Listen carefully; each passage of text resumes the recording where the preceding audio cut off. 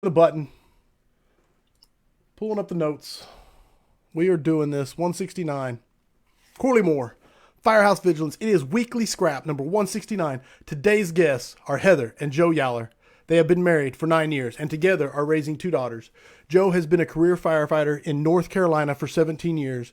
Joe runs Twisted Fire Industries and Carolina Fire Days. Heather works as a social media manager for the Genuine team and also with many different roles within their company. We have a lot to talk about, man, especially when it comes to conferences, marriage, firefighting, mental health, everything. I'm really looking forward to this conversation, and it's my pleasure to have you both on as the guests of Weekly Scrap number 169. Thank you so much for having us. We're excited to be here. We're very excited to be here. Thank you.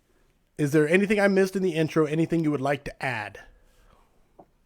No, I think you covered pretty much all of it. Sweet, sweet. Audience, please get your questions primed and ready. This one should be interesting.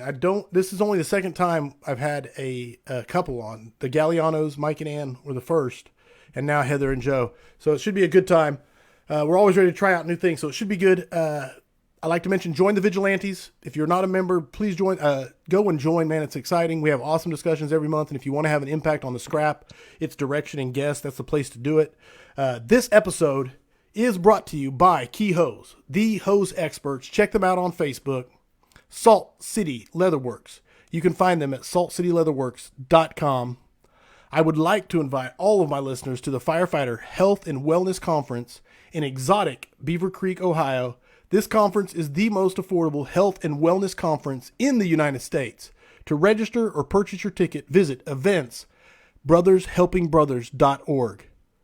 And then finally, Affordable Drill Towers, home of the Affordable Drill Tower and the Affordable Standpipe Prop. Firefighter owned and operated. Pump and roll using the Affordable Standpipe Prop. The Affordable Standpipe Prop fits through most classroom doorways to do standpipe theory. Then you can roll it into the parking lot and pump it. Comes with 6 standpipe valves that can be upgraded to PRVs or customized to what you have in your jurisdiction.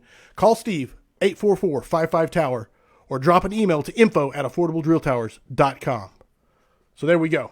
All the housekeeping is done, and we're ready to have a scrap. Right out the gate, man. I always email the guests. Let me see let me check in with the audience here. All right, we got Joe Morrison saying evening all. Peyton Price said, "What's up, everyone?" George Robertson Jr., my man George, says, "Great people right there. Had the chance to hang out with them after the High Plains Conference last May. Looking forward to this one." And then Chris Clark said, "Our fearless leaders." So we're getting ramped up. The audience is checking in. We're getting going. My coffee's in the way. There we go. All right. First topic. You guys, I always ask for topics, and you guys mailed some in, and this one really intrigued me. It's the turning point. I think this was Heather's topic, but it's the turning point where it finally clicked and you understood why Joe does what he does. So talk about it and go whatever direction you want. That's the opening toss. All right, I will start with how I felt before it clicked. And I feel like a lot of spouses can kind of relate to that, at least ones that I've talked to in the past. So before Twisted Fire Industries even became, Joe would go to fire conferences all over for free. You know, he was usually like an assistant. He would go to help out, you know, just be sleeping on the floor. Yeah. And it would cost us money. Like he wasn't getting paid. And right. You know, not even being reimbursed. And we had 2 kids at home. He's taking time off from work, and I absolutely hated it. You know, he would go do these things. He'd call like so happy and excited, and like he's having this great time. And I'm home by myself, you know, working, dealing with these kids, and like he's on a vacation. And he comes home and he's going right back to work and picking up shifts, you know, paying people back for the time that he's had off. And again, I'm still home by myself with the kids, working, doing whatever. And I hated it. I mean, we had many fights. I would give him guilt trips all the time about it, you know, almost to the point where I was about to hold him back from it. Right. And, you know, the stuff he would come back, you know, he was so like pumped up and ready to go. And I'm just like, whatever.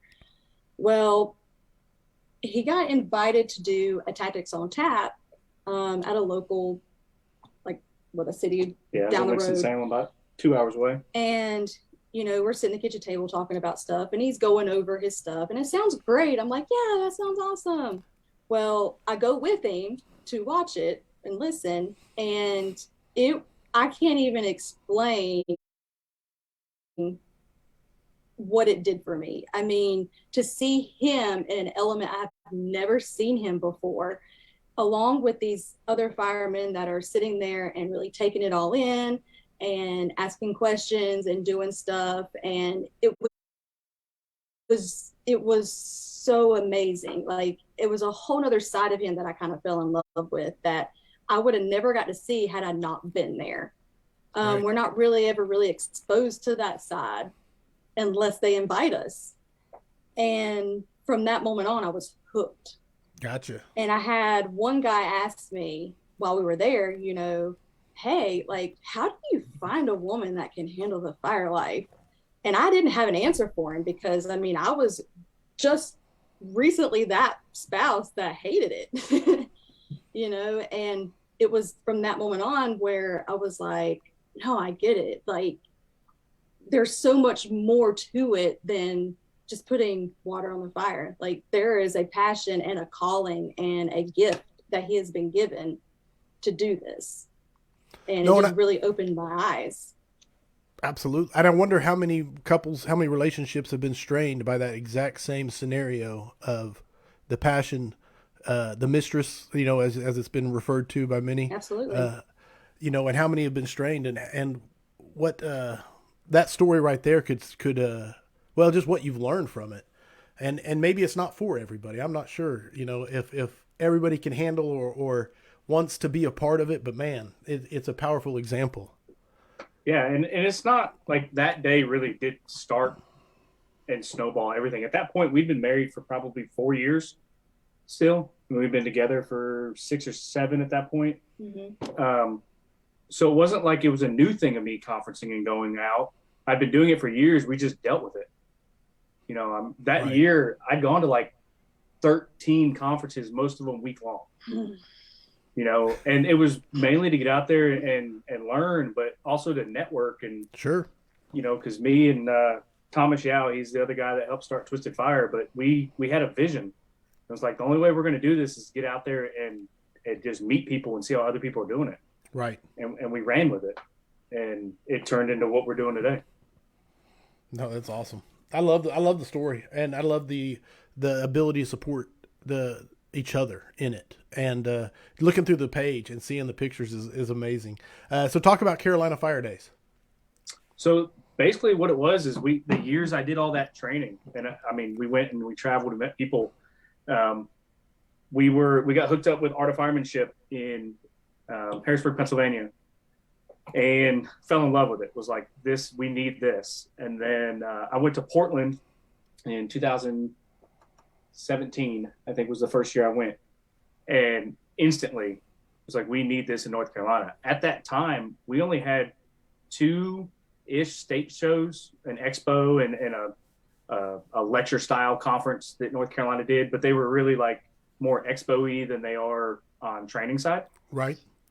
Now we do have other training events going on in the state, which is great.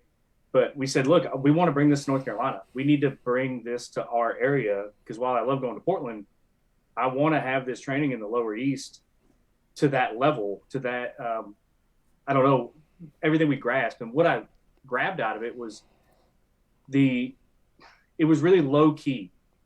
Especially in Portland, it was really low key, and everyone wanted to be there, and everyone was able to voice their opinion and get along, and it wasn't formal, So we started a Texas on Tap chapter, and went to all the conferences and said, look, we're going to pay attention to what people do and what they don't do, and we're going to do it for about a year, and then we're going to go into this slowly, because we want to be self-sufficient.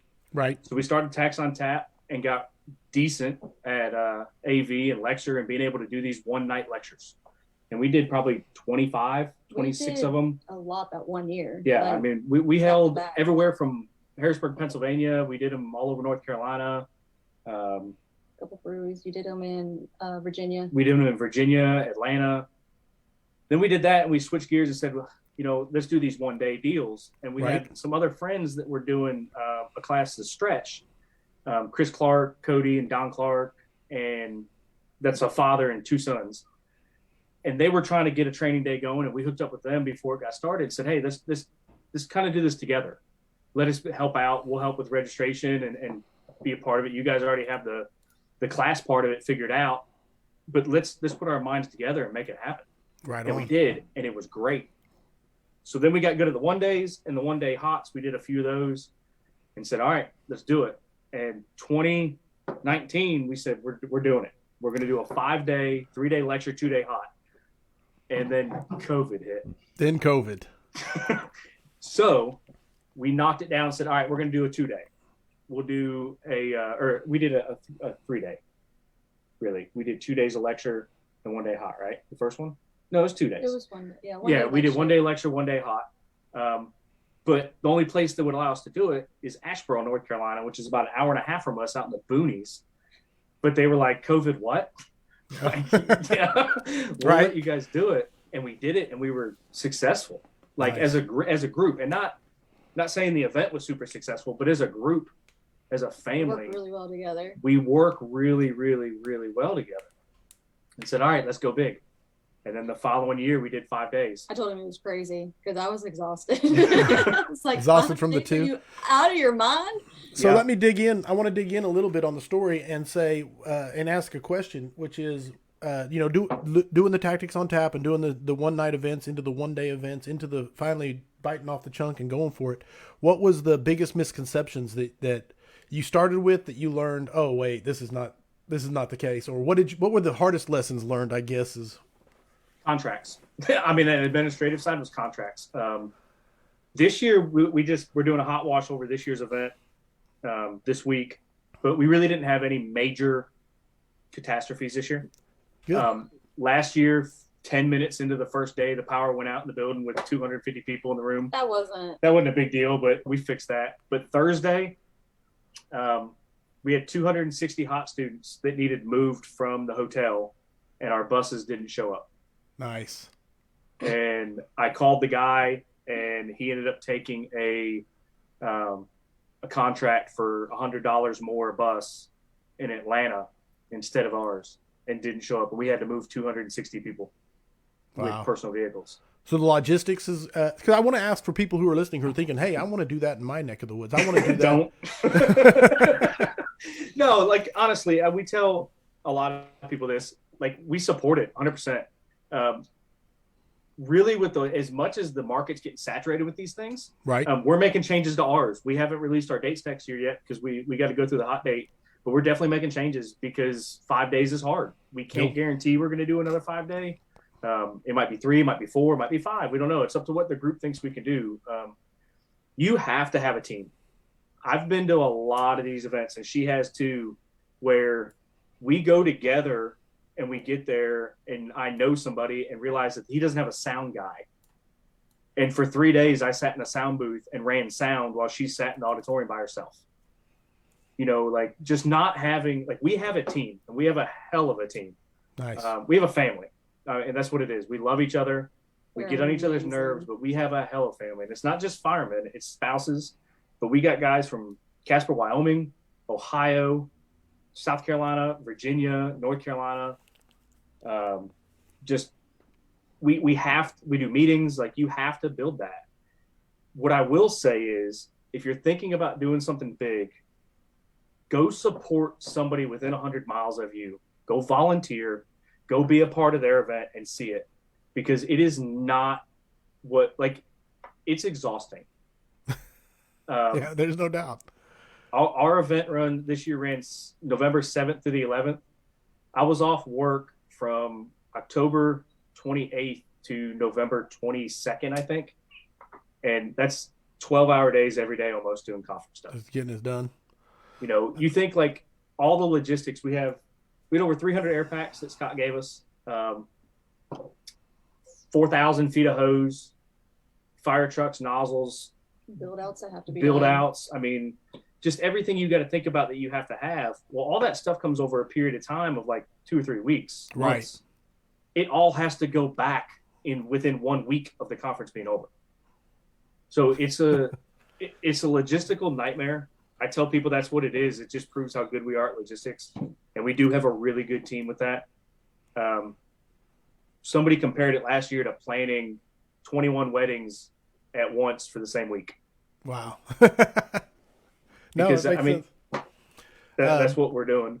Bobby Williams says it takes a strong and understanding spouse to grasp why the members of the fire service gravitate to conferences, training, and like-minded people. Not just to learn, but for rejuvenation, therapy, and unspoken therapy. Thanks for sharing. Keep doing it. Absolutely, Bobby. And then James Nesbitt said, and that's how the biggest Brothers in Battle class was born. I think he's talking about the 260. Yeah, no. So talking about family and stuff, there's a really good story about out there. We had 1 year, we lost a site on Wednesday for hot classes to start Thursday, and the brotherhood and the family came together, and literally Ben Schultz was on stage, and I'll never forget him saying he looked out under the lights and he saw all his friends standing up because we're all wearing red shirts, and everyone's walking to the back of the room to figure out what we're going to do because this is like lunchtime. And he's like, in his mind, someone died. And he got off stage, was like, what happened? They're like, oh, they lost their site. Well, went out and everyone pulled together from all the classes and moved a site, rebuilt everything. And it was great. Oh, wow. But, wow. Just the reaction and response. Yeah. Just the support. Pulling together. Like Brothers in Battle, Cody and Andrea. Andrea comes out, a few days early, and she helps us. Cody's been one of our biggest mentors, both of them.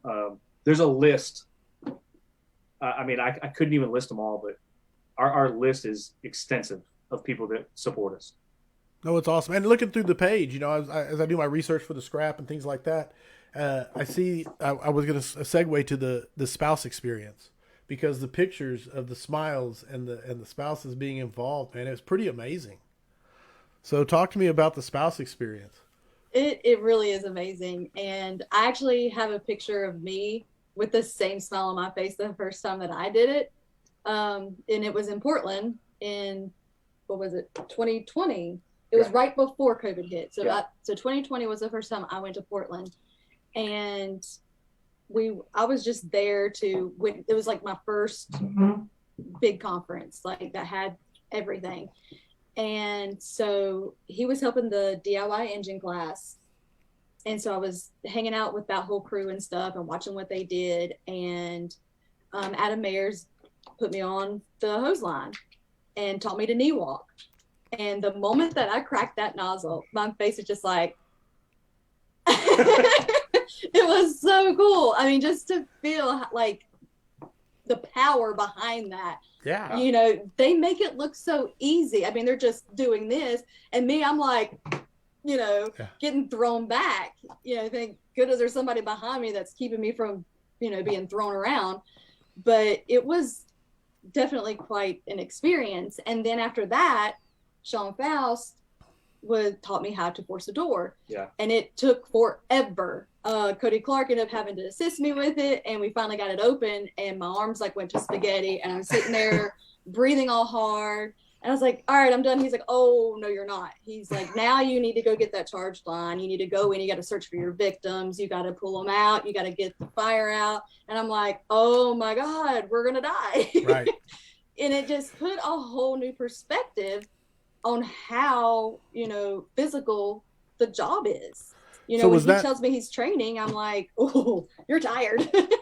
Was that formal? Or was that completely informal? When you did it? What I didn't talk to it with Carolina Fire Days, but once we got to the point that we said, hey, we're going to do this, I wanted her to get into the conferencing world in steps. So I took her to a small event, just, a 2-day deal, not far from here. And then we stepped it up a little bit, and we went to Richmond to the 350 line Perfecting the Craft conference, which was a 4-day deal. We were huge partners with them. We do a lot of their build out and go up there before all the instructors get there and help out. A couple hundred people. And then we segued that and said, hey, our entire team, we're going to Portland. So our whole team of people went to Portland for PDX because I had been, and I'm the only one in our group that had been, but you can't keep talking about something and say, hey, this is what we're going to do, and then expect everyone to be part of it. Right. So I was like, we're all going to Portland. Like, clear your calendars. We're going. So we took out everyone. Like, there was probably 8, 9, 10 of us that went for the whole week so they could get that experience and say, look, now this is what we're bringing back to North Carolina.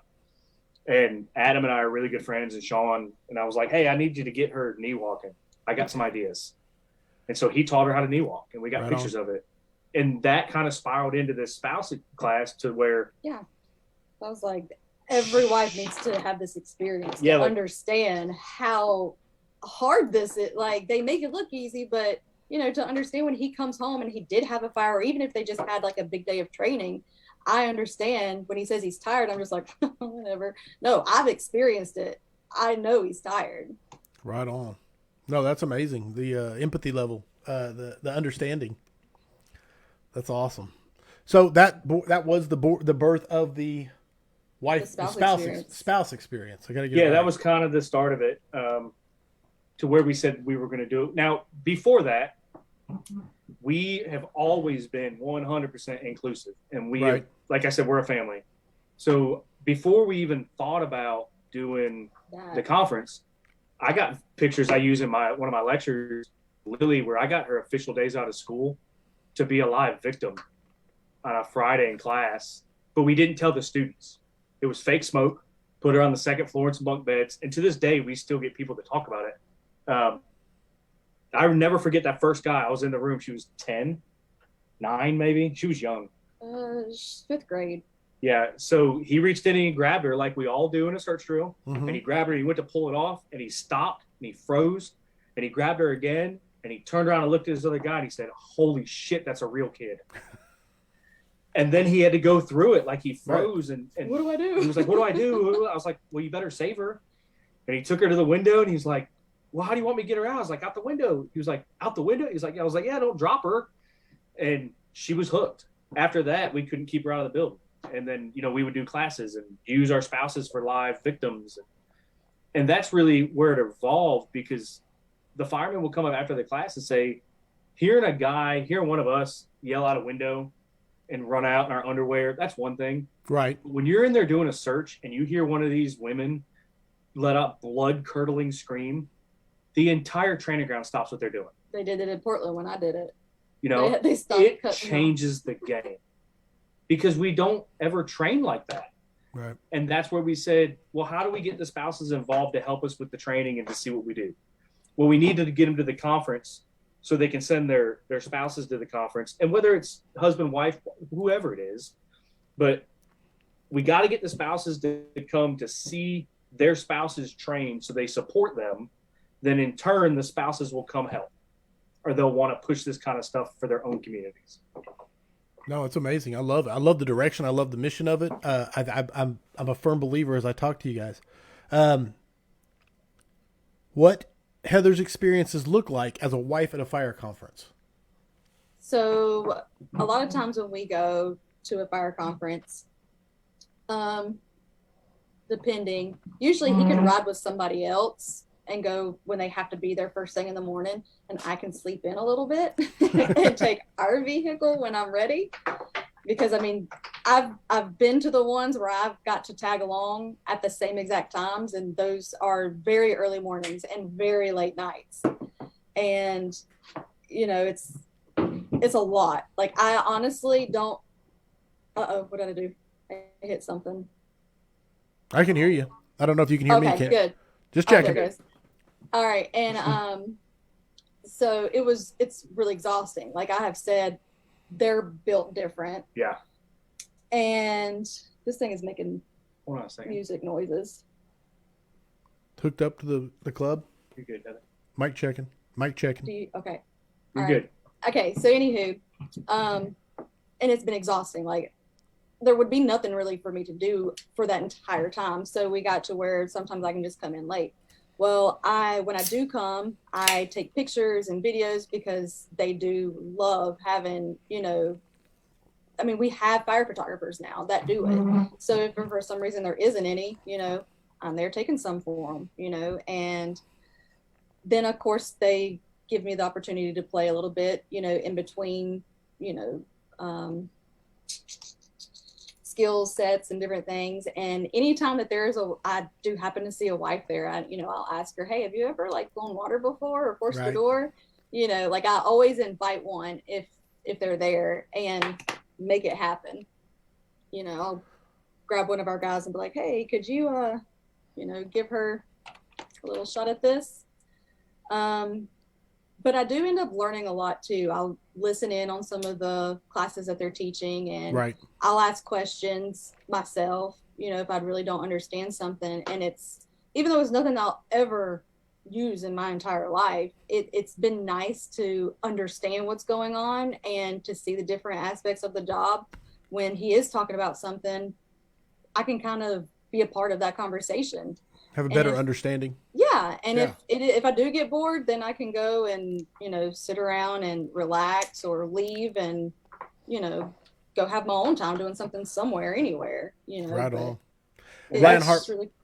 I was going to say too, that kind of evolved with us for the conference through Tax on Tap. So we didn't know if spouses would want to come to lecture. Right. That's tough. Like, we have some really good lecturers, but a spouse isn't going to want to sit through a 2-hour lecture on building construction. Right. So you and I think. When we would do Tax on Tap, we had one bar or one brewery that we used frequently in Fort Mill.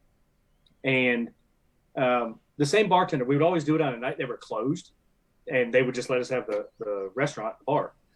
Well, we did it there 3 or 4 times. And on like the 4th time we went there, the same guy was there. And I was like, hey, man, you working again tonight? You're not dressed. He's like, no, man. He's like, I took the night off because the last couple times I've been here, I've been so intrigued by what you guys do, and I haven't been able to pay attention because I'm serving drinks that I regret it. And he was like, I took the night off because I want to sit through this. Nice. Because that's one thing that we always, as a group, we always requested, or we had 3 rules: that we had to be able to control the AV, that we had your space and you had cold beer, but also that you didn't put us in a private room. Because I wanted the people that were sitting at the bar that lived down the street to turn their head and say, I didn't know firemen did that. Like, just to get that community involved. And once we got that, I was like, hey, we got to get the spouses to the lectures. When we do this, when we finally go to the big deal, we have to get the spouses to the lectures. And the videos that are shown, like for one of them, a couple of the guys, like David Millen had some, and Sean Duffy. Love both those dudes. Oh, yeah. Yes. Love them. They have some videos where it's like usually helmet cams, and you can see them going in, and everything's all smoky. You can't see nothing, but they're getting a victim and they're bringing them out, and then you see them come out with these victims out in the sunlight, and it's emotional. Like, I cry watching those because it's not something that I ever get to witness. But then to start really thinking about it and knowing that my husband, this is what he does. And I cannot imagine the emotion that is behind that when he goes in to do that and he feels somebody and drags, not even be able to see them and come out and see what he has. Like, that's wild to me. And for wives to witness that, like, it's a big deal. Like, I feel like the firemen don't know that because this is something that's just normal for them. But for us, it's a completely different perspective and appreciation. Right on. Ryan Harper says, love to see participation from the spouses. Not only promotes stress on the training ground, but also gets the significant other involved so she has a better understanding for the job. Good stuff, Joe and Heather. Absolutely. Absolutely.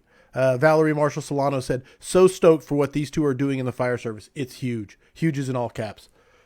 So yep. 100%. She's one of our teachers that teaches the spouses.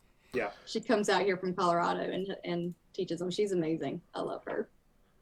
Now then, you guys mentioned earlier, now there is a thing where there's a lot of conferences popping up, and that's the watering down of the conferences. And it's cool to see the ones that, there's always I don't want to say fly by night because they're started with the best of intentions, but as you know, they're very hard to pull off. And so they pop up and they disappear. They pop up and they disappear. And so it's good to see ones that hang around. And especially I think there's a trend of spousal involvement that, is obviously, without a doubt, it's fingering out and spreading. More and more classes are being aimed towards it, more and more. And it's just exciting to see because, as Heather alluded to at the beginning, it's so easy to start resenting the love you have for the job. Yeah. So, which takes me to taking control, home front to the fire ground. I know we've been kind of hitting at it the whole time, but this is your guys' class, correct? Yeah, this is something that we came together. It started with my lecture that she actually watched, which was her turning point. And I've been doing it for a few years. And I told her one day, I was like, hey, we should do this together. I was like, we should blend this and we'll take the stuff out of mine. And that class is basically based on three things: stress inoculation and heart rate and mental capacity, real training, and getting your families involved in what you're doing. And I said, this is a perfect segue for us to do it together. And so we were supposed to do it the first one was Art of Firemanship in Pennsylvania and COVID. So that got knocked out. But it's basically just this. We go back and forth and talk about the training, the stress, and, the getting your families involved. And then she throws her side onto it about the stress. So one thing she didn't say about that night that she got That's something I want to brag about. the turning point, I'll say. So I'm really big with stress inoculation, heart rate, breathing techniques, and taking control of your mind. Sure. And that's what that lecture was about. 30 minutes of the hour is talking about breathing techniques and stress inoculation and on combat and, Lieutenant Grossman. Right. Code red, code black, et cetera, et cetera. Yeah, exactly. Yeah. All of it. She leaves and she's got about an hour and a half drive home. I was actually leaving there to go to a conference. This was a pit stop for us. We pit stopped in Winston, did this lecture, and then we had to be at a conference to teach the next morning. And she was going back home. Well, she calls me about an hour later, and she was like, yeah, I just got pulled over and got a ticket. And I was like, what? And she was like, I had no idea. I had no idea how fast I was going. And it segued into exactly what I was talking about in that stress inoculation. Because it doesn't matter if it's distress or eustress, she was happy. She was on cloud 9. But because she was in a code red or code black with her heart rate, she had no idea she was running 90. And got pulled over on the way home, excited, not trying to speed, but just wasn't paying attention. And it taught her, and like we were able to use it. Oh, this stuff really does mean something. Right. No, that's a powerful example, man. I love it. Absolutely love it. Look, you just talked about that, and here I am. No, it's exciting. I love to see more and more spouses, whether it's the McGrails, the Isaacsons. Me and my wife are putting together a class that's directed at marriages in the fire service, and it's just exciting to see the shift across the country towards that. We have to. When you look at divorce rates and you look at suicide rates and you look at that whole aspect, we're number 2 on divorce rates. And if we want this to be successful, you have to get them involved. I know me, I've been in, 17 years. When I first started, and I'm sure a lot of people can relate to this, you were told work stays at work and home stays at home. Mm-hmm. Period. Don't bring that stuff home. Don't, if your family wants to come to the fire station, that's fine. But you need to have a clear and concise line, and it needs to be separated. And that's BS. I don't come home and tell her the gory guts and details and the stuff that we do, but she needs to know when I was up twice after midnight because we were doing CPR on a kid and then had a bad wreck, because it affects my mental capacity. She needs to know that I'm not mad because there's a sock laying in the living room. I'm just tired, and then we both have that thing where I need to realize I've been gone for 3 days and she's had the kids by herself. So while I may be tired, I also need to be flexible and say, look, let me just take a nap for a couple hours and I'll take the kids, or to go back and forth instead of it's my work and you live at home and your roommates. Like, you got to have that balance and communicate. Push, pull together. Yeah. No, that's strong. That's very strong. Which it's a great segue again into mental health challenges of the job and talking about that. Yeah. So that's, in the past few years, that's really been our hot topic. Everybody's dealt with that. Mm-hmm. Everybody's been involved with the suicides or mental health problems. I've been very fortunate to have a list of mentors. I mean, people that we love each other. Chris is in here, and this is a funny story of Chris. So Chris and I are the same person. We're both type A people. We're both really into what we do. We both want to be methodical. We're we're reds. If you've ever taken the DISC assessment, we're reds and greens. We both are really in tune with doing processes, and we're really dedicated, and I love them. Well, we would get on each other's nerves because he would do something that I would have done differently, and I would do something he would have done differently. And we both realized that it was affecting the process we were trying to do. So we finally looked at each other one day and had a talk and said, look, this is how we're going to handle this. You're going to get off your chest. I'm going to get off my chest. And then we look at each other and we say, are you done? Yep. I love you. And we hug each other and it's done. And it's been a life-changing thing for both of us, and we try to spread that out with everyone that, like, we don't say that stuff enough. We don't tell our friends that we love them or our family that we love them that might not be our blood. And it means something, like, if I call you my brother, it's because you've earned that, right? Like, you deserve that respect from me too, but not let our egos get in the way or whatever it may be. But I know right now, if I'm at work and my kids had a problem or Heather had a problem, she could pick up the phone and call 25 people, and 25 people would be at my door helping her, right? Those are people that I love. Somebody that's willing to help my family. And we need to hear that. And we need to drop the macho crap, and we need to talk to each other and tell each other when we have problems, like, I don't know. Don't be like, afraid of judgment. Don't be afraid of the judgment. I want you here what tomorrow. Think about you, or like you don't have your life together. Like, nobody has their life together. No, no. And we tell people that too. Like, everything we talk about, like, our marriage is not perfect. Our marriage is not perfect. I mean, we still argue. We're still learning. I mean, we're going to this bridge retreat this weekend, and I cannot wait to learn stuff, to learn more about how we can do things better, because we still struggle with things. Yeah, we're real. We look at these things as seasons, and I just want to love the same person as much as I do now every season, and just get through what we're doing and grow the way we're growing and teach our kids, that you can love anyone. Right.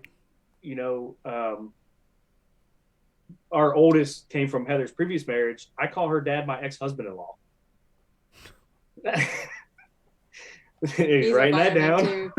Yeah, he's a fireman. But, like, if I can show our kids that you can get along with anyone and love anyone and be respectful of anyone, like, what kind of lesson is that to the world? Right. Like, I came in the fire service where hazing was a thing, and I'm not saying that playing around in the firehouse isn't a bad thing. I'm one of the biggest pranksters of all of them. But there's a difference in playing and just being mean. Right. And you don't know what that person's going through. Like, there's some guys that thrive on that, and that's cool. I'm glad there's guys that do, that are successful in it. But be smart with what you're doing. Like, how about asking the person if they're doing okay to start the day instead of screaming at them? Right. And I don't care if they've been on a day or 25 years. Have the guts to walk up to somebody and say, hey, man, are you good? And have the guts to be honest if you're not. Jared Drenick said, you guys are killing it. Love you, fam. So that's the first thing he said. That's one of our family members. He also talked about First Responders Bridge, what Joe and Heather just mentioned. Check it out, sign up, make the time. It's worth it. Is that the conference you guys are heading to? Yeah, we're going it starts Friday in Columbus, Ohio, and it's a first responder, police, fire, military, 49 yards. It is awesome. What I will say, the coolest thing, he's from that area. He's one of our guys. It's 100% free. Oh, wow. Including your lodging. Oh, wow. So he's got some really awesome sponsors. I'm really excited to get up there and go to the event, but also see how he does logistics, because I'm going to take some notes. Right, no doubt. Like, if you're able to do this, I want to know how. But, I mean, it's a big venue. You book your hotel room kind of as a peacekeeper saying, or a placeholder saying, yeah, I'm coming. And then as soon as you book it, it's refunded. And they let you come to it, but it's Friday night, Saturday, and Sunday. Everything from counselors to fire chiefs, police chiefs, pastors. They got religious, non-religious. They got all different avenues and stuff, small groups, large groups. Focused on mental health or couples or all, everything. all Yes. of it? All Parenting. of it? Yes. Yeah. First responder parenting, first responder couples goals, single goals. Oh, wow. No, that sounds amazing. All that kind of stuff that we don't talk about. It's annual? People are, he does twice a year. There's one in April coming up. Yeah, March or there's April. another one for April. It's called the Bridge First Responder Retreat. Oh, okay. You know, awesome. We'll look into it. And we didn't know anything about it until Jared told us. And as soon as he Right. told us, we signed up. But that is, it's huge. When she had that turning point, it went from you're going to another conference, like really, to she would send me conferences and ask if I wanted to go. Nice. Right? No, like, yeah. That's amazing, man. Someone mentioned it earlier in chat. I can't scroll to it, but the power that the spouse has in the success of the firefighter is unreal in both directions. Like the amount they can drain or the amount they can infuse. Well, it's one of those things too that I realized, like, I'm holding him back from being better and from being able to level up to help others, which in turn could also be something like, you know, a wife could be holding their husband back from someone that's going to come and help me and my kids because we're not his first due, you know. So I'm like, please let your husband go train because it could save my life. It could save his life. Think of it that way. Yeah. I mean, yeah, exactly. Yeah, 100%. No, that's a great mindset. Definitely a great mindset. Looking at the topics, trying to figure out which one I want to throw at you. We talked a lot about. What are your thoughts on the mental health? Let's talk about that some more. My thought. I grew up. I was hired in '97, so I was told to rub some dirt on it, and family was not encouraged to come up to the firehouse. They were discouraged from coming to the firehouse. And that was a travesty that as I've risen through the ranks, I've definitely made that change. But no, you've already hit the nail on the head. We have to drag it into the light. We have to make it. I think you mentioned judgment. We got to make it judgment free, and we got to be able to ask the question, "Hey, brother, are you okay? Hey, sister, are you doing all right? Talk to me." And we have to make it okay. And it is our duty to each other, if we want to consider calling ourselves a brotherhood and say and continue on in this, that we have to ask each other the question, hey, are you doing all right? Are you doing okay? That's it. And you're exact. And it's more than just a text. Like, I'll say this. We got hit last May. Someone close to one of us in our group, they had a suicide in their department. And part of the story with it was that he had reached out to someone kind of through text messaging and just kind of talking to him. And the guy he was talking to kind of realized something wasn't right. But he was like, hey, do you want me to come over? And he said, no, man, I'm good. He's like, are you sure? He's like, no, I'm good. And then he ended up killing himself. And it's those things. Right. I'm telling you right now, if Corley Moore and I are talking and I can sense something's off and I ask you if you want me to come over and you push me away, someone's coming to your house. You know, like, we have to start showing up for each other. Period. No. Action has to, and the thing is trust your gut. Like, be wrong. Like, err on the side of being wrong. Yes. And they're fine, but take the action and err on the side of offending them with your concern because it's worth it. Because I think so many people are like, well, I'm not going to intrude. If they say they're good, I'm not going to bother them. I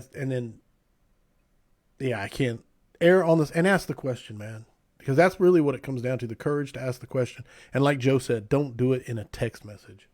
No, pick the phone up. And for the flip side of that too, like, we were trying to get something going a few years ago with it. And like, if you text me and you say 911, or if you text me and just say, I need you or help, like, that's all you don't have to explain anything else.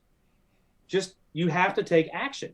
I just listened to, I know you like talk about books and stuff too, but I listened to a podcast. I was looking it up. It was the Ed Millett show. It was an episode I just listened to a couple weeks ago.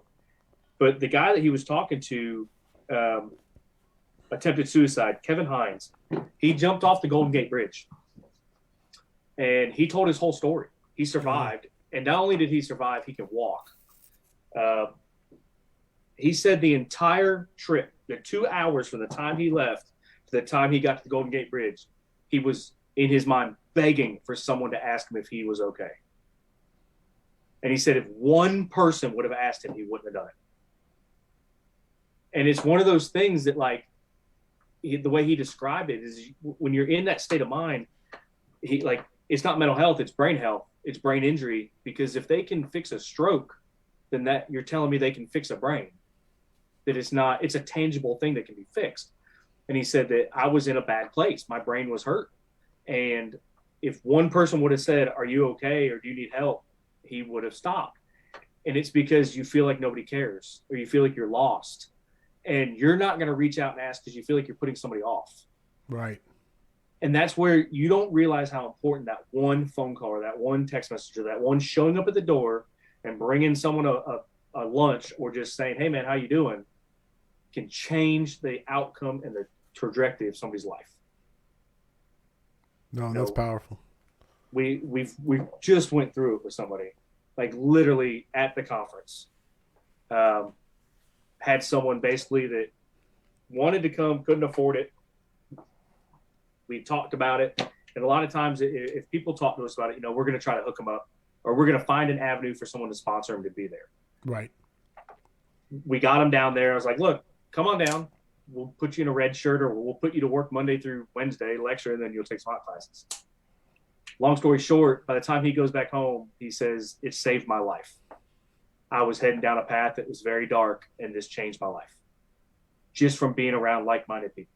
Right on, man. And like you said, you never know the power that it can have. Just the word, just the fact that someone cares. Yeah. It's tough.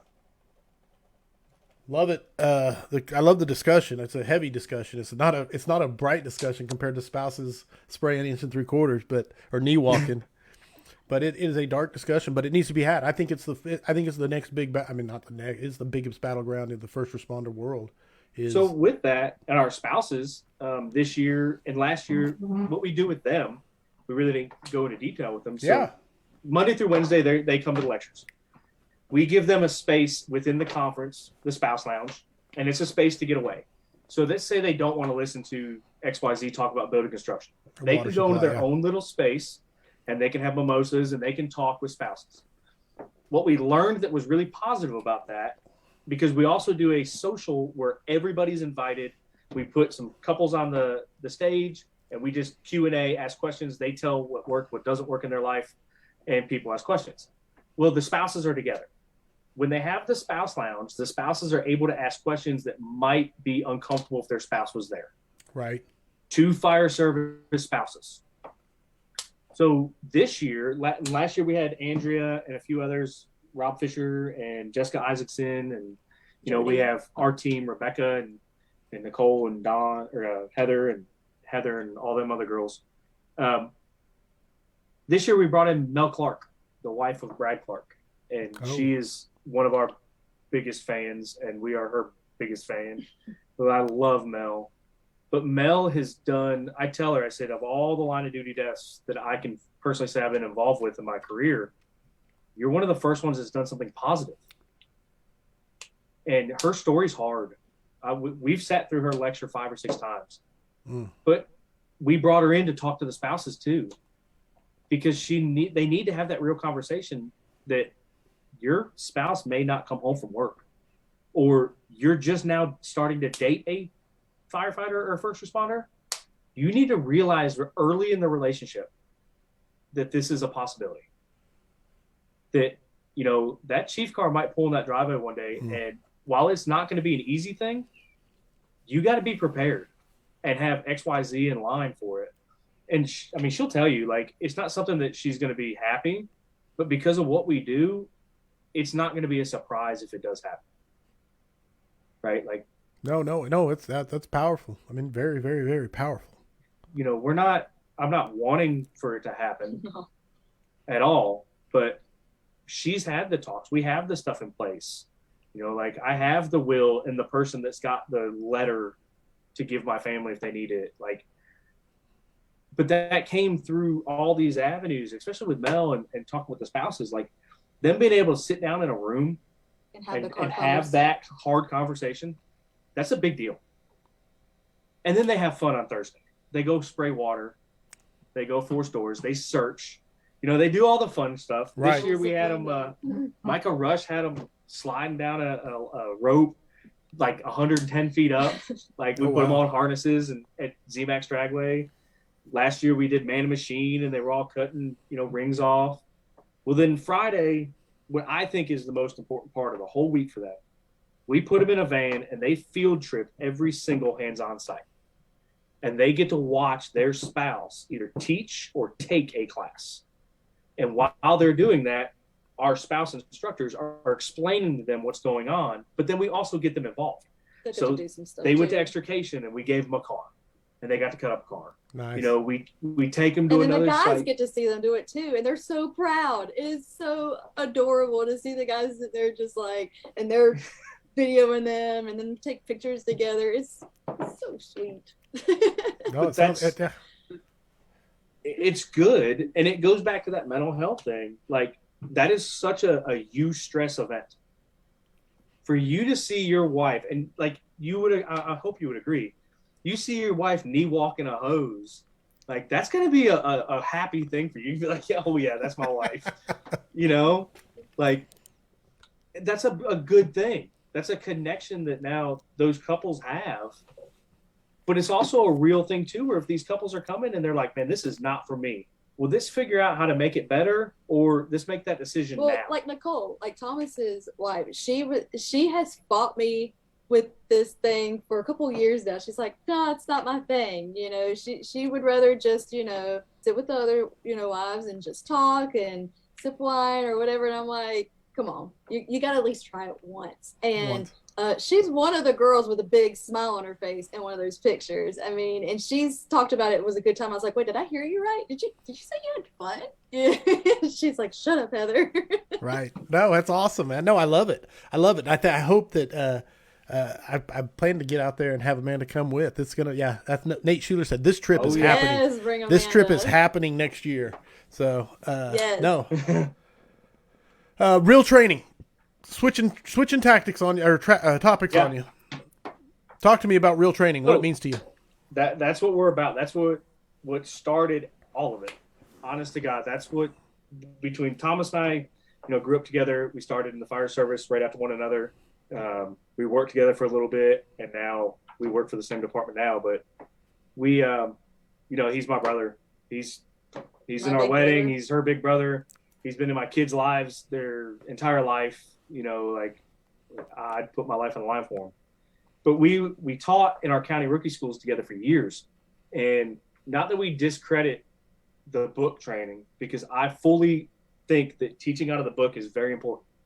The instructors that step up and say, hey, this book is BS from the beginning, I think that discredits you as an instructor, that you need to teach them what the book or what the masses are learning, and then teach them why that's not the right way. Not just discredit from the beginning. The problem is we don't have enough time to do it. So we said we want to do this real training stuff, and that's when we started traveling. So we've learned a lot in real training, like making the props or getting our spouses involved. I know it's not plausible to have your 9-year-old in a burn building across the country. That was 100% a ask for forgiveness, not permission thing. And we did it, and they loved it. I mean, we used fake smoke, but the powers to be were like, yeah, this is good. Push the envelope, don't get people hurt, but you got to get that real stuff in there. And if you can't get real people into your live fire evolutions, you have to stop treating these dummies like they're fake. Right. Gary Lane has brought that for years, and he was one that taught me this, is like, you got to bring that dummy out and give it medical care or provide CPR or carry it the right way. Stop carrying these dummies or these babies by their arm and throwing them out a window. Yeah. Like, bring them out the right way, put them on the ground, tripod them, do everything you would in real life just to get yourself good at it. That's it. So you're prepared. Both my kids have been involved with it.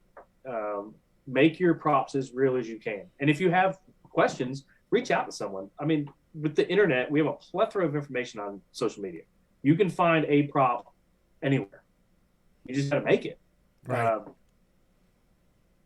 That's huge. Because No, we no, know without that a the books doubt. aren't going to change. The books aren't changing. And you're a fan of Grossman. And so, you know, Yes. and in On Combat, he talks about it quite a bit, man. If you haven't practiced it, you're going to revert to what you've done in the past. 100%. And so when the stress is high, well, you teach classes on stress, so I'm not telling you nothing. Well, you're like going you to said, revert. like when your stress is high, he says you're going to fight like a hairless naked bear. That's what you're going to end up being when you get to Code Black, because you don't know what to do and you're going to try to fight. And you're a bear that has no fight mechanics, no protection. And the way to fix that is to recognize that heart rate, but also to train the right way and take a second, recognize it, slow down, and fix what you got going on. That's huge. That is huge for me. And I was very fortunate to catch that early in my career, to where it changed my career, just breathing and being able to see a big picture and recognize the big scene instead of tunnel vision all the time. Bill Bubba Tisher Jr. said, "Love when I'm on duty watching the scrap, when the wife is at home watching as well, and I get a text saying, I want to do the stuff you do. I want to go to the conference. Love it." Yes. So yeah, that's pretty awesome, man. No, it's a great message, man. I'm really excited. So cool. Yeah. And we've had wives that have been like really like nervous. Like they'll say, or their husbands will tell me like that she's really nervous about this. Don't be nervous, because for one, we have the 3 female firefighters there who are going to teach you and help you with how to do this as a woman. Now, none of this isn't just for women, right? But we would be the ones that would be a little bit more difficult, trying to figure it out. But they teach it, and everybody's been able to do it, even whether it's by themselves or with an assist. Like, it's empowering, really. Like, you feel like a badass when you're done. we put them in gear. Like, they're in gear the whole time. They're wearing air packs when they do search stuff. They force real doors. Like, they do everything we do minus ideal age. Without the stress. Like, but they're doing it with people that they've just met, but they're all in the same kind of boat. So they're not being judged, and they don't have to feel like someone's watching them and gonna, be like, "Oh, you're doing it wrong." Right. Like it's very free, and they're cheering each other on too. Like they're hyping them up. Yeah, it's been very successful. No, I can see that being out of the comfort zone and then getting in and then getting more comfortable as they get exposed to it and taking that risk, so to speak, or putting themselves out there, and then the feeling of euphoria, etc., from it all. So that's exciting, man. So I always like to ask about yes, the eustress. I always like to ask about books. I love books. I'm a massive reader. So I always like to ask about books that you think firefighters should be reading. Don't have to be firefighter books, any books, but both of you. No pressure. I like. Obviously, most of the books I read isn't going to be something that a firefighter reads. But one book I did read was Fortitude by Dan Crenshaw. Yeah, that was a good one. Mm-hmm. It was, for me, like, just as a wife or whatever, a lot of the stuff, like, I'm infatuated with Navy SEALs. I think if the training that, again, it gives me a perspective, if they can go through, the training that they do, why am I complaining about having to do these dishes? At this point, it's amazing the things they go through. And he talks about, hardening your mind and really like staying focused in things. And I just really feel like it's a very good book that really opens your eyes about stuff. Excellent. Joe? Yeah. So I'm not a big reader. I don't have the attention span to read. I listen to books. But David Goggins' Can't Hurt Me is a book that I repeatedly listen to. I do a lot of podcasting, whether it's right now it's Ed Millett. I like listening to Ed Millett. Travis Halsey has a lot of good stuff going on. But one of my favorite books that I listen to, I gotta say it right. I can't. I can't mess this up. It's hilarious. His accent's great. Oh, it's not my phone. They're more empowering books, is what I like listening to, and stuff that's gonna really more make you a better inspirational, person. right? Yeah, kind of. So definitely anything from William H. McCraven. Right. Make your bed. Make Your Bed was a big deal for me. I listened to that one. And Living with a Seal was a big deal for me. But there's a guy named Gary John Bishop. You ever heard of Gary John Bishop? Not that I know of. Maybe the book. So he's got 3 books that I love. Unfuck Yourself, Stop Doing That Shit, and Wise as Fuck. Yeah, I do know the books.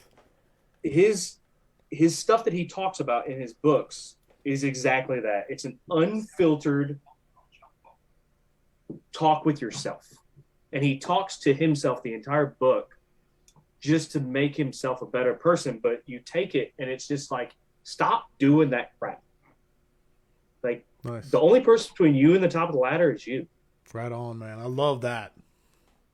Absolutely. And that's those 3 books, like, I don't know. Anytime I start feeling bad for myself, or like right now, I'm going back to school, and it's a lot. It's a lot for both of us. I'm a full-time student. And you thought fire conferences were bad. Add fire conferences and going to school full time. Yeah, a little bit on your plate. Slightly.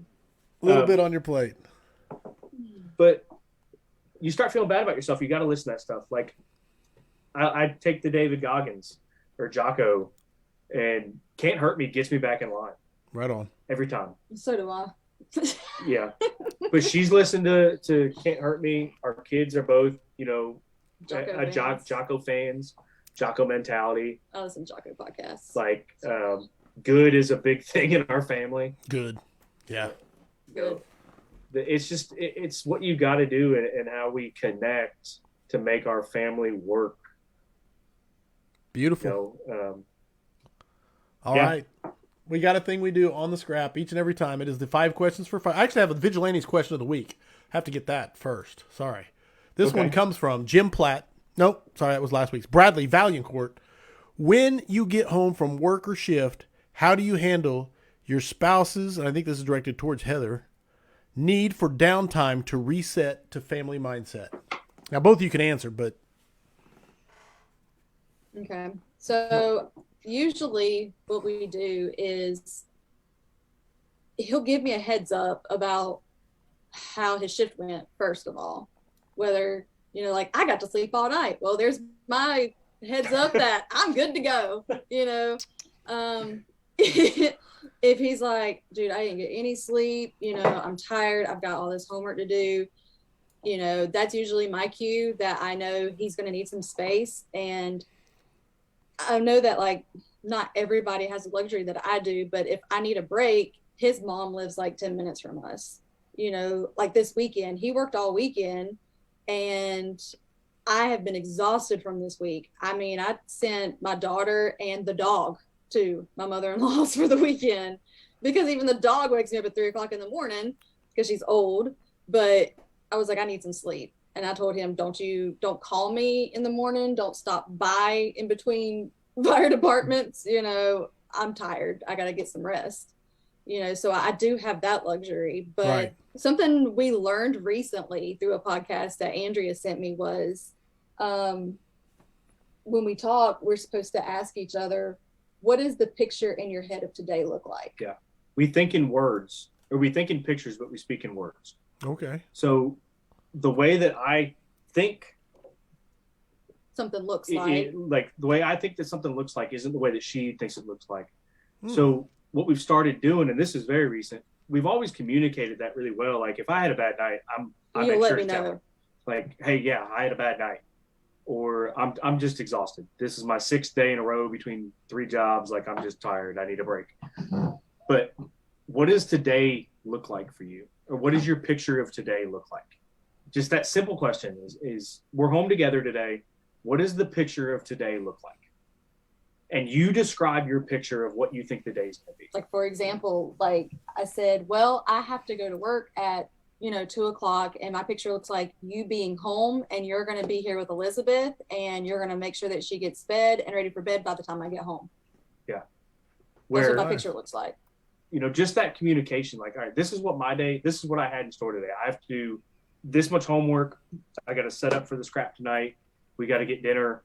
You're going to be home at this time. All right, cool. Well, I got Elizabeth, and it's helped us communicate so much better. No, it sounds like before I would just assume, hey, I got to go to work at 2. Oh, well, does that mean I need to keep Elizabeth? Well, right. Well, to me, I'm like, obviously, but he doesn't. Sometimes I usually have her, sent to my mother-in-law's, because if he was tired, then that's what I would have done so he could get some rest. But if we don't communicate that, then it's lost in translation or, whatever, and then if I don't tell him I'm expecting her to be bathed and, ate by the time I got home, he probably would have just thought I was going to do that when I got home. So we used to not communicate that part. Right. We just assumed. No, it's powerful. What was the podcast that Andrea sent you? What was that from? If you can, just to put you on the spot. No, it's cool because it's really good. It's a really good one. I love that whole. I lost my thing again. Speaking words, but talking right here. Thinking pictures. I love that. That one. Yeah, it's. It was YouTube. Well, okay. And this is another guy. This is another guy that I love. But John Delaney is the one that was on the podcast. But it's on Jordan B. Peterson's podcast. Okay. It's episode 307 with John Delaney, Dr. John Delaney. Childhood trauma, marriage, and making friends. 307?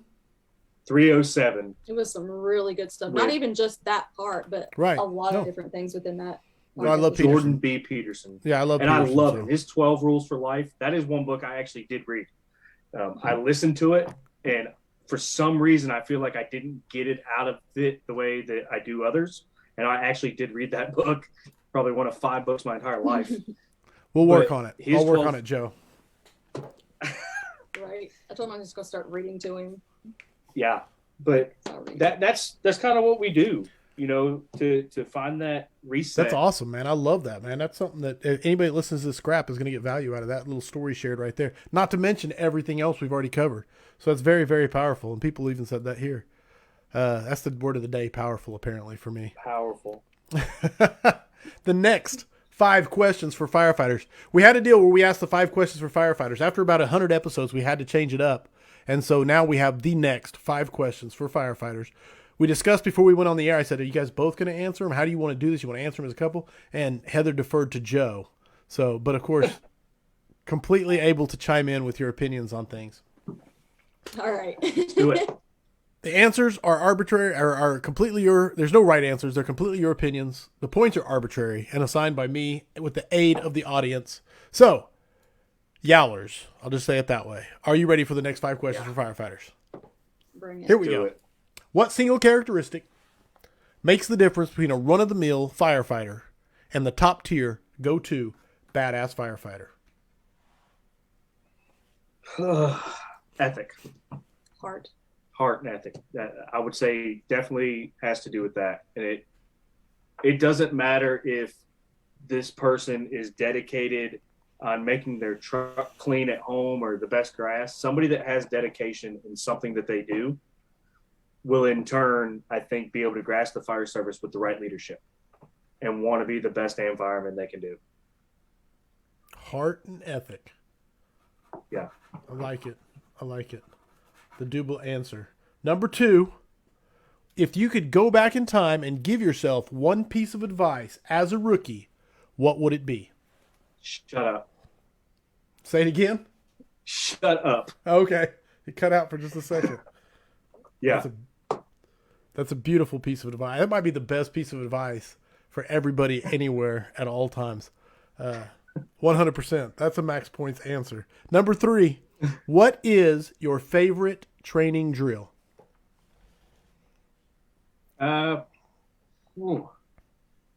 Probably when we do the real victims when we're. I was gonna say being a real victim for me. Yeah, for sure. Like of all time, the number 1 drill is watching Lily come down that ladder the first time. I can't watch that video and not cry. Like it tears me up every time I watch her come out of the video, because I know that didn't just change her mindset or my mindset, like it made a difference in those students' lives that day. Like it was a couple months later that they all went and took what they learned from those classes and had a grab for doing, you know, a 10% search, a live fire layout, forcing a door and reaching behind the door and finding someone laying behind the door. So that kind of stuff, like watching her come down that ladder, I'm telling you, every time it brings me to tears, and it's in every time I do the PowerPoint. No, that's so without a doubt, having real victims. Yeah, that's max points. 1,000% max points. Number 4, what mistake have you learned the most from in your fire service career? What mistake have I learned the most from? Don't be scared to change. I was in a bad place at work and didn't want to be there and lived a rough life for a while. And just felt like, all right, I've been doing this long enough with this place. I can't make a change. Kind of got stagnant, and then got an opportunity and was going to take it. And then got another opportunity and ended up taking it because it was local. But went from, you know, being a company officer 12 years to being a rookie overnight. And it was rough. I bet. It was a big change for me. Like, and I'm sure people do it all over. The John Sparrow is one that I've watched and talked with him, you know, because of it, because he did the same thing, is don't be scared to make that change. I promise you, you will find somewhere. It might not be today. It might not be tomorrow. Just keep doing what you're doing. Keep your nose down and the opportunities will come. But not saying I wish I would have changed earlier, because I learned a lot about what not to do in the job, as well as what to do in the job when I was in bad places. But I'm glad I made the change. You know, it's great. I don't have any responsibility except to do my job. You know, no more PRDs, and sitting in the right front seat is great. I like it. I love that answer too, because right now I'm currently like halfway through Ryan Grant's Think Again. Amazing book, but it is all about being able to rethink your belief. So not just changing departments or changing your situation, but changing your mind, man. I think it is the key to growth. Yeah. The ability to actually do that is the key to growth. All right, final question. Number 5, heavy fire and searchable space. Would you rather be assigned to the nozzle or first in on VES? Heavy fire, searchable space. I'm VES. Taking the search. Yeah, I'm taking the search, without a doubt. All right, that's always. Go ahead. There's not much more to say to that. Like, it's pretty cut and dry. I'm an engine guy. I'm an engine nerd. Like, I'm a really big engine nerd. But no, I'm saving lives. I want to get in there and find a life, you know, and do everything that we can to make that happen versus putting the fire out and then finding a victim.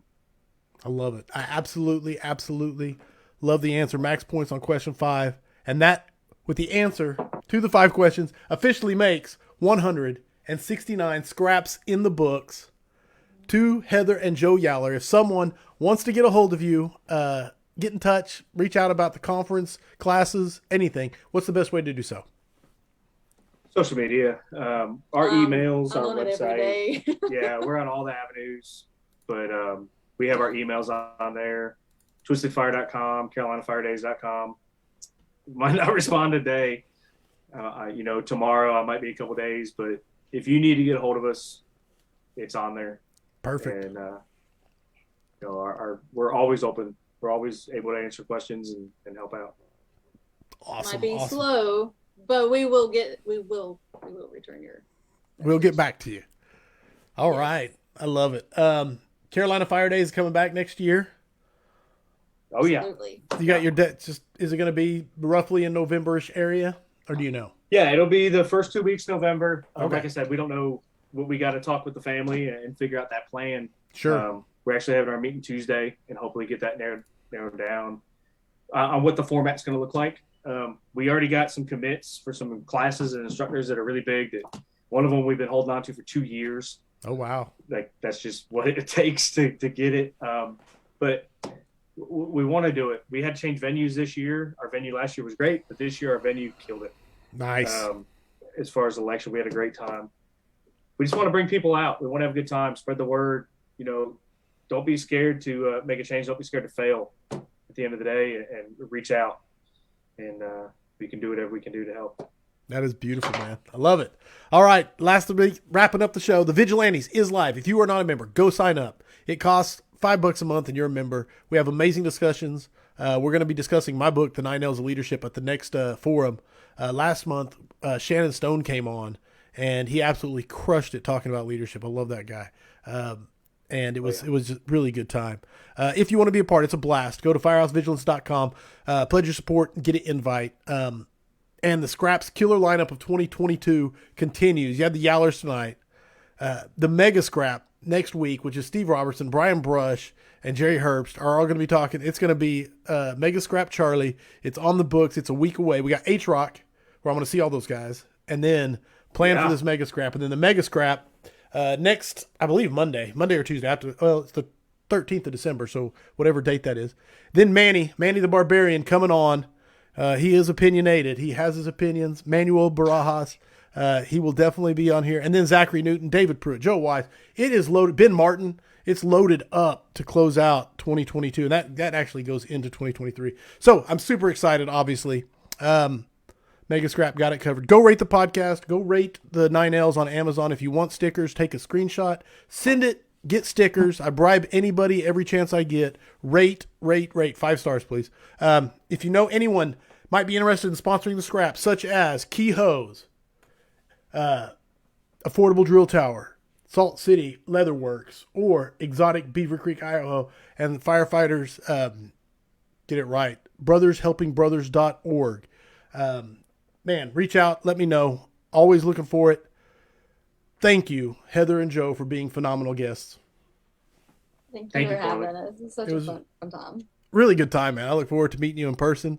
Audience, as always, you guys are the ones that make the Scrap so magical. Thank you for tuning in live. I love you all. Remember, mutts don't scrap. I hope the tones stay silent unless it is burning. Everybody, stay safe out there.